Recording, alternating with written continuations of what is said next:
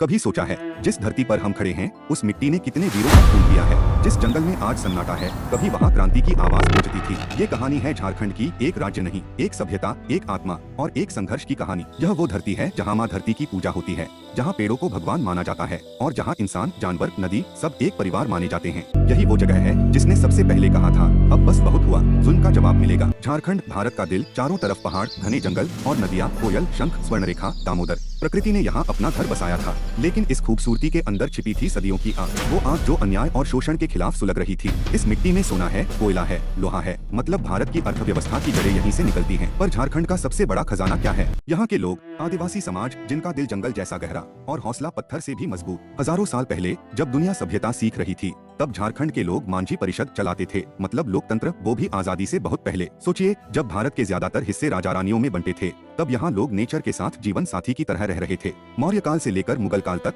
झारखंड की धरती कभी किसी के सामने पूरी तरह झुकी नहीं। यहाँ के लोग आजादी को ब्रीथ करते थे। ब्रिटिश आए तो सोचा था यह इलाका आसान होगा, लेकिन यहाँ के जंगलों ने उनकी नींद उड़ा दी। हर पेड़, हर पत्थर, हर नदी बन गई रेजिस्टेंस का सिंबल। संताल परगना, जहाँ से इतिहास ने बगावत सीखी। साल 1855 जब सिदो और कान्हू मुर्मू ने आवाज उठाई, अब अंग्रेजों की नहीं, भगवान की राज चलेगी। हजारों सैकड़ों आदिवासी उठ खड़े हुए बिना हथियारों के, सिर्फ अपने विश्वास के साथ। यह वही विद्रोह था जिसने 1857 की क्रांति को जन्म दिया। मतलब भारत की आजादी की जड़ें झारखंड की मिट्टी में ही थी। बिरसा मुंडा, वो नाम जो सिर्फ झारखंड नहीं, पूरे भारत की आत्मा है। एक ऐसा युवा जिसने कहा अब जंगल हमारा है, जमीन हमारी है। उसने धर्म, समाज और ब्रिटिश सत्ता तीनों के खिलाफ आवाज उठाई। उसे धरती आबा कहा गया, यानी धरती का पिता। बिरसा ने न सिर्फ लड़ाई लड़ी बल्कि एक सोच दी, स्वाभिमान और आत्मनिर्भरता की सोच। झारखंड की संस्कृति उतनी ही पुरानी है जितनी उसकी धरती। यहाँ के त्योहार सरहुल, कर्मा, तीज सिर्फ रीति रिवाज नहीं, ये नेचर के साथ हार्मनी का उत्सव है। यहाँ ड्रम की थाप, लोकगीतों की गूंज और नृत्य में इतिहास बोलता है। यहाँ का हर गांव, हर पत्थर, हर गुफा अपनी कहानी कहता है।